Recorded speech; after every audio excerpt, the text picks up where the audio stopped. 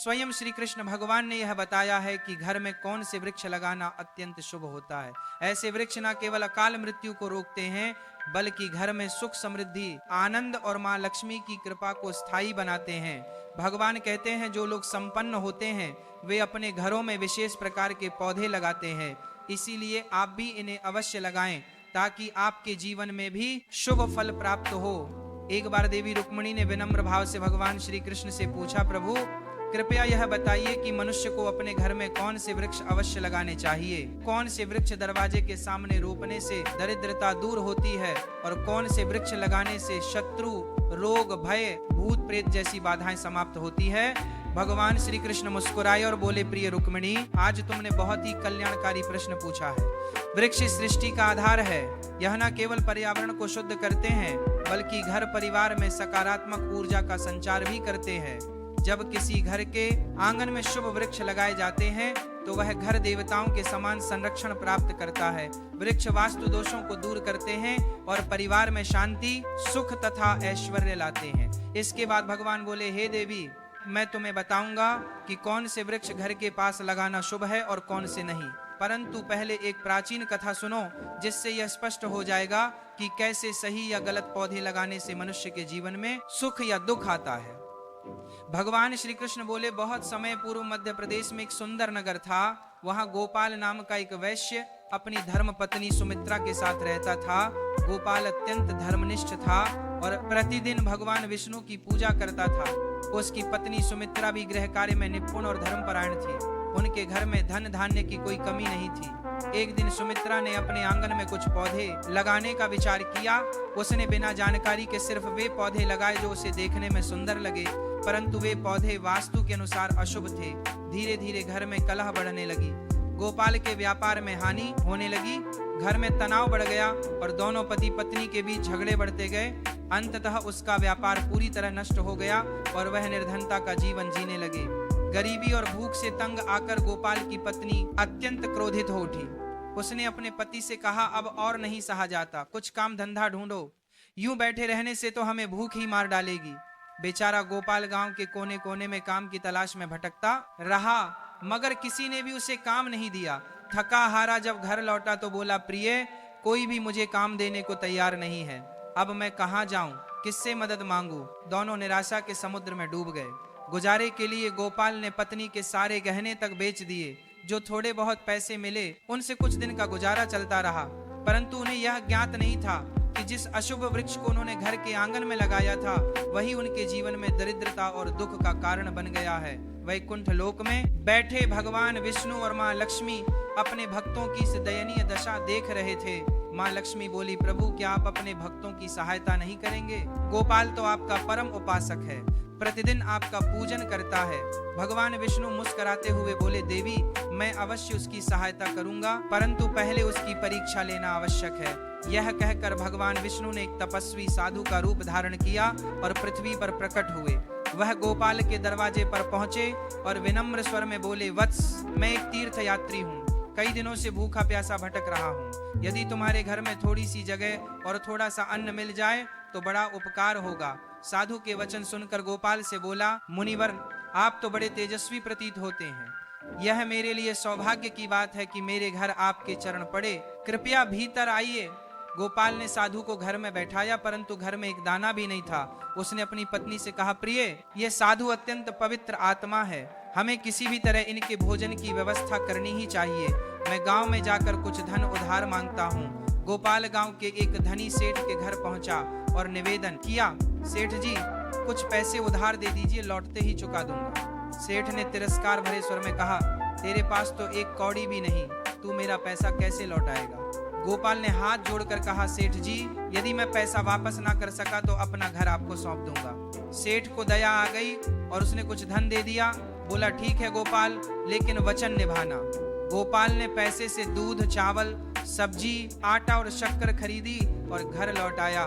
पत्नी से कहा, प्रिय साधु के लिए भोजन बना दो। सुमित्रा ने प्रेम पूर्वक भोजन तैयार किया और साधु को परोसा। साधु, जो वास्तव में भगवान विष्णु थे, गोपाल की श्रद्धा और सेवा भाव देखकर अत्यंत प्रसन्न हुए। भोजन के बाद साधु ने कहा, वत्स, तुम्हारी भक्ति से मैं प्रसन्न हूँ, वर मांगो। जो चाहे वह तुम्हें अवश्य मिलेगा। गोपाल ने हाथ जोड़कर उत्तर दिया, महाराज आपके आशीर्वाद से बढ़कर मुझे कुछ नहीं चाहिए, किंतु कृपा कर बताइए ऐसा कौन सा पाप हुआ है जिससे मैं दरिद्रता और दुख भोग रहा हूँ? गरीबी क्यों आई और उसे कैसे दूर करें? गोपाल ने विनम्र भाव से कहा, हे महात्मन, हमने तो सदा श्री हरि विष्णु की आराधना की है, फिर भी हमारे जीवन में यह दरिद्रता क्यों आई? हमारे घर में सुख संपत्ति क्यों नहीं टिकती? कृपया कारण बताइए और इससे मुक्ति का उपाय भी समझाइए। तब मुनि मुस्कुराते हुए बोले, हे वैश्य, जब मैं तेरे द्वार पहुंचा तभी जान गया था कि तुम्हारे जीवन में गरीबी और कष्ट क्यों हैं। तुम्हारे द्वार के सामने जो वृक्ष लगे हैं वही तुम्हारे दुर्भाग्य का कारण है। वे वृक्ष शुभ नहीं अपशकुन देने वाले हैं, इन्हें तुरंत हटाओ और उनकी जगह मंगलकारी वृक्ष लगाओ। गोपाल ने हाथ जोड़कर कहा, हे महात्मन, कृपा करके यह बताइए कि घर के समीप कौन से वृक्ष लगाने चाहिए जिनसे लक्ष्मी का वास हो, और किन वृक्षों से सदा दूरी रखनी चाहिए? कृपया विस्तार से समझाइए। तब उन्होंने कहा, हे गोपाल, ध्यान पूर्वक सुनो। जो व्यक्ति अपने घर या जलाशय के समीप पीपल का वृक्ष लगाता है वह 100 यज्ञों के फल का अधिकारी बनता है। पीपल के पत्ते जब जल में गिरते हैं तो वे देवताओं को अर्पण समान माने जाते हैं और पितरों को तृप्त करते हैं। इससे समस्त पितृ दोष समाप्त हो जाते हैं। जो व्यक्ति प्रतिदिन स्नान कर पीपल वृक्ष को स्पर्श करता है वह पापों से मुक्त होता है और जीवन में कभी पराजित नहीं होता। पीपल को प्रणाम करने से लक्ष्मी की प्राप्ति होती है और उसकी परिक्रमा करने से दीर्घायु मिलती है। जान लो, पीपल के मूल में श्री विष्णु, तने में भगवान शिव और शीर्ष भाग में सृजनकर्ता ब्रह्मा निवास करते हैं। अमावस्या के दिन पीपल का दर्शन और प्रणाम करने का फल 1000 गायों के दान के समान होता है। इस सृष्टि में पीपल जैसा कोई दूसरा पवित्र वृक्ष नहीं। स्वयं भगवान विष्णु पृथ्वी पर पीपल रूप में अवतरित हुए हैं। जो व्यक्ति पीपल की शाखा तोड़ता है या वृक्ष को हानि पहुंचाता है वह महान पाप का भागी होता है और नरक में गिरता है। जो पीपल को जात से काटता है वह अनेक जन्मों तक मोक्ष से वंचित रहता है। नशी आगे बोले, अब सुनो, दूसरे पुण्यदायी वृक्ष के विषय में आंवला धात्री का फल संपूर्ण जगत में प्रसिद्ध है और परम पवित्र माना गया है। जो मनुष्य प्रतिदिन आंवले का सेवन करता है वह जन्म मरण के चक्र से मुक्त होता है। यह फल स्वयं श्री हरि विष्णु को अत्यंत प्रिय है। आंवला खाने से शरीर बलवान होता है, आयु बढ़ती है और उसके रस का जल पीने से रोग नष्ट होते हैं। यदि आंवले के रस को जल में मिलाकर स्नान किया जाए तो दरिद्रता दूर होती है और समृद्धि प्राप्त होती है। जिस घर में आंवला सदैव रहता है वहां भूत प्रेत और नकारात्मक शक्तियां प्रवेश नहीं कर पाती। एकादशी के दिन आंवले की पूजा करने से सारे तीर्थों से अधिक पुण्य प्राप्त होता है। ऐसे घर में स्वयं लक्ष्मी नारायण का वास होता है। फिर मुनि बोले, अब तीसरे शुभ वृक्ष के विषय में जानो। अशोक वृक्ष। अशोक वृक्ष में अप्सराएं निवास करती है। यह वृक्ष जीवन से शोक का नाश करता है, दुख और निराशा को मिटाता है और हृदय में आनंद भर देता है। अतः घर के आंगन या द्वार के समीप अशोक वृक्ष अवश्य लगाना चाहिए। घर के आसपास लगाए जाने वाले शुभ वृक्ष, घर के पास कुछ विशेष वृक्ष लगाने से न केवल शांति और सुख समृद्धि बनी रहती है बल्कि यह देवताओं का स्थायी निवास भी आकर्षित करते हैं। एक अशोक वृक्ष सौंदर्य और शांति का प्रतीक। अशोक वृक्ष घर में ठंडक, सौंदर्य और यौवन का संचार करता है। जब माता लक्ष्मी ने सीता रूप में अवतार लिया और रावण द्वारा अपहरण के पश्चात अशोक वाटिका में निवास किया तब इसी वृक्ष ने उनका साथ दिया। माता सीता ने अशोक वृक्ष को आशीर्वाद दिया कि जहां भी यह वृक्ष होगा वहां उनका निवास सदैव रहेगा। इसीलिए यह घर में सुख, सौंदर्य और शांति बनाए रखता है। 2 पाकड़ वृक्ष यज्ञ के समान पुण्य देने वाला हर व्यक्ति को पाकड़ का वृक्ष अवश्य लगाना चाहिए। इसके रोपण का फल महान यज्ञ करने के समान होता है। कलयुग में जहाँ यज्ञ करना कठिन हो गया है वहाँ पाकड़ वृक्ष लगाना ही यज्ञ के समान पुण्य देता है। 3 नियम वृक्ष। आयु और स्वास्थ्य का दाता नियम का वृक्ष भगवान सूर्य देव को अत्यंत प्रिय है। इसके रोपण से दीर्घायु प्राप्त होती है और अनेक रोगों से मुक्ति मिलती है। माता लक्ष्मी भी नियम पत्र को अत्यंत प्रिय मानती हैं, इसलिए नियम के समीप उनका निवास माना गया है। घर के सामने नीम का पेड़ लगाने से आरोग्य, धन और समृद्धि प्राप्त होती है। 4 जामुन वृक्ष कन्या रत्न की प्राप्ति का संकेत। यदि कोई व्यक्ति पुत्री प्राप्ति की इच्छा रखता है तो उसे जामुन का वृक्ष अवश्य लगाना चाहिए। घर के सामने जामुन का वृक्ष होने से कन्या जन्म लेती है जो परिवार के कुल की कीर्ति बढ़ाती है। 5 बेल और गुलाब। शिव पार्वती का संयुक्त निवास बेल वृक्ष में भगवान शिव का और गुलाब में माता पार्वती का निवास माना गया है। यदि बेल के समीप गुलाब का पौधा लगाया जाए तो उस घर पर सदैव शिव पार्वती की कृपा बनी रहती है। ऐसा घर न कभी दरिद्र होता है, न वहां अकाल मृत्यु होती है और न कोई स्त्री विधवा बनती है। 6 नारियल वृक्ष संतान और सौभाग्य का प्रतीक।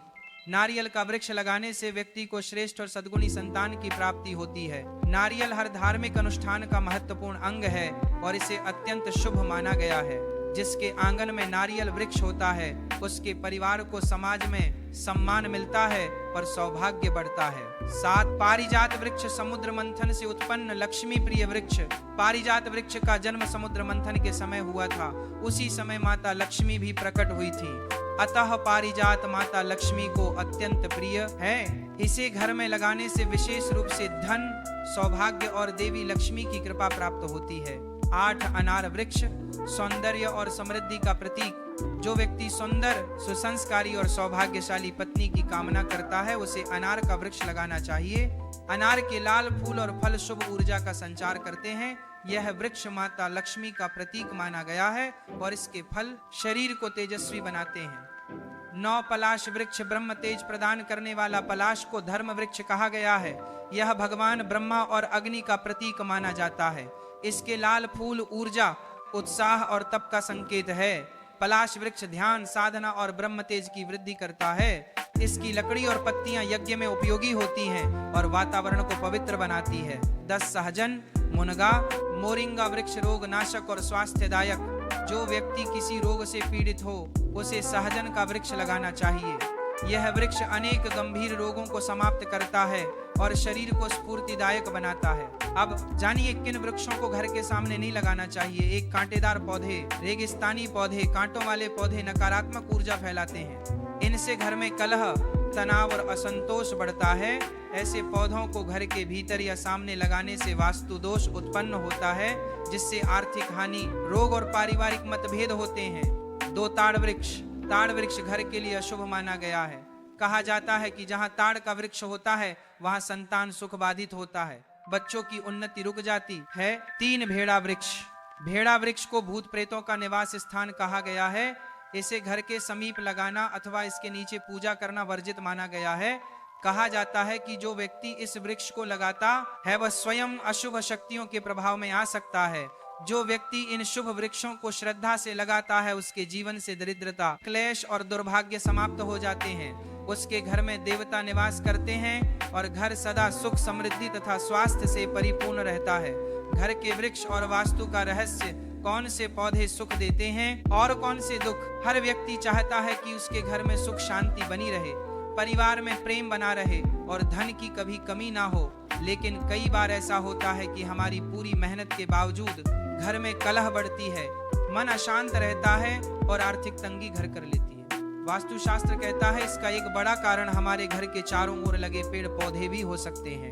जिन पौधों से बचना चाहिए, जो पौधे या वृक्ष काटने या तोड़ने पर दूध जैसा रस छोड़ते हैं, उन्हें घर में या उसके आसपास कभी नहीं लगाना चाहिए। ऐसे पौधे नकारात्मक ऊर्जा फैलाते हैं। बबूल केसिया का वृक्ष घर के सामने लगाना अत्यंत अशुभ माना गया है। इससे घर में विवाद और विपत्ति आती है। बेर का पेड़ भी घर के सामने नहीं होना चाहिए। यह नकारात्मकता बढ़ाता है और धन हानि का कारण बनता है। आम का पेड़ घर के बहुत पास नहीं लगाना चाहिए, क्योंकि इसकी छाया घर पर पड़ने से अशुभ परिणाम मिलते हैं। पपीता का पौधा मुख्य द्वार के सामने नहीं होना चाहिए। यह धन और समृद्धि को नष्ट करता है। पीपल यदि घर के पूर्व दिशा में हो तो गरीबी बढ़ सकती है। बरगद यदि पश्चिम दिशा में हो तो घर में दुख कष्ट का वातावरण बनता है। तुलसी यदि दक्षिण दिशा में रखी जाए तो बच्चों को कष्ट झेलना पड़ सकता है। किसी सूखे या मृत पेड़ की छाया घर पर पड़े तो यह मृत्यु का संकेत माना जाता है। ऐसे वृक्ष को तुरंत हटा देना चाहिए। कांटेदार पौधों का प्रभाव। रेगिस्तान के पौधे जैसे कैक्टस आदि कठोर परिस्थितियों में जीवित रहने के लिए बने हैं। उनके तनों में पानी जमा रहता है और चारों ओर कांटे होते हैं ताकि कोई उन्हें छू ना सके। यही विशेषताएं घर के वातावरण के लिए प्रतिकूल मानी जाती हैं। ये पौधे घर में तनाव, झगड़े और आर्थिक हानि का कारण बनते हैं। कांटेदार या कठोर पौधों की उपस्थिति से व्यापार में अचानक रुकावटें आती हैं। परिवार में छोटी छोटी बातों पर झगड़े बढ़ते हैं। मन बेचैन रहता है और धीरे धीरे गरीबी घर करने लगती है। इसलिए वास्तुशास्त्र और ऋषियों ने ऐसे पौधों को घर के भीतर या मुख्य द्वार पर लगाने से मना किया है। कौन से वृक्ष घर में सुख समृद्धि लाते हैं? वास्तुशास्त्र बताता है कि वे पौधे जो देवताओं से जुड़े हैं, घर में शुभता और दिव्यता लाते हैं। पीपल वृक्ष भगवान विष्णु को प्रिय है। इसकी पूजा करने से पितरों का आशीर्वाद और विष्णु कृपा दोनों मिलती है। तुलसी माता स्वयं लक्ष्मी जी का स्वरूप मानी गई है। जहाँ तुलसी होती है वहाँ दरिद्रता नहीं टिकती। आंवला, अशोक, आम और केला जैसे वृक्ष घर में सुख, शांति और स्वास्थ्य लाते हैं। केले का पौधा तो विशेष रूप से शुभ है। जहाँ यह होता है वहाँ भगवान विष्णु और देवी लक्ष्मी का वास माना जाता है। एक प्रेरणादायक कथा में कहा जाता है कि एक गृहस्थ जीवन भर गरीबी से जूझता रहा। घर में कलह, अशांति और धन की कमी बनी रहती थी। एक दिन एक संत उसके घर आए और बोले, बेटा, तेरे घर की दरिद्रता का कारण केवल तेरे कर्म नहीं बल्कि तेरे घर के आसपास के पेड़ पौधे भी हैं। कांटेदार पौधे तेरे सौभाग्य को रोक रहे हैं, इन्हें हटा दे और तुलसी, केले और आंवले के पौधे लगा। गृहस्थ ने संत की सलाह मानी। कुछ ही समय में उसके घर का वातावरण बदल गया, व्यापार बढ़ा, मन शांत हुआ और समृद्धि लौट आई। वृक्ष केवल ऑक्सीजन ही नहीं देते, वे हमारे जीवन की ऊर्जा भी निर्धारित करते हैं। अशुभ पौधे दुख और रुकावटें लाते हैं, जबकि अशुभ पौधे सौभाग्य और सुख के द्वार खोलते हैं। इसलिए यदि आपके घर या आंगन में कांटेदार या अशुभ पौधे हैं तो उन्हें तुरंत हटाकर तुलसी, पीपल, आंवला या केले के पौधे लगाएं। देखिए कैसे धीरे धीरे आपके घर में शांति, धन और दिव्यता का संचार होने लगेगा। जब आप ऐसा करेंगे तो न केवल आपके घर का वातावरण बदल जाएगा बल्कि आपके जीवन का हर दुख भी धीरे धीरे समाप्त होने लगेगा। वास्तुशास्त्र का यह उपाय अत्यंत सरल है, परंतु इसका प्रभाव अत्यंत गहरा और चमत्कारी होता है। शुभ वृक्ष न केवल हरियाली लाते हैं बल्कि वे आपके घर में भगवान की कृपा को स्थायी रूप से स्थापित कर देते हैं। जहां भगवान की कृपा होती है वहां दरिद्रता नहीं टिकती और धन संपत्ति अपने आप बढ़ने लगती है। इसीलिए यदि आप चाहते हैं कि आपके जीवन में कभी धन की कमी ना हो, आपके परिवार में सदैव सुख और शांति बनी रहे और माँ लक्ष्मी का स्थायी वास आपके घर में हो, तो कभी भी अपने घर में रेगिस्तान या कांटेदार पौधों को ना उगने दें। इसके स्थान पर शुभ और पवित्र वृक्ष लगाएं और उनकी प्रतिदिन देखभाल करें। यह उपाय अत्यंत सरल, प्रभावी और जीवन को बदल देने वाला है। और आज की प्रवचन पसंद आई हो तो वीडियो को लाइक करें और रोज ऐसे ही प्रवचन सुनने के लिए चैनल को सब्सक्राइब करें। बोलो जय माँ लक्ष्मी।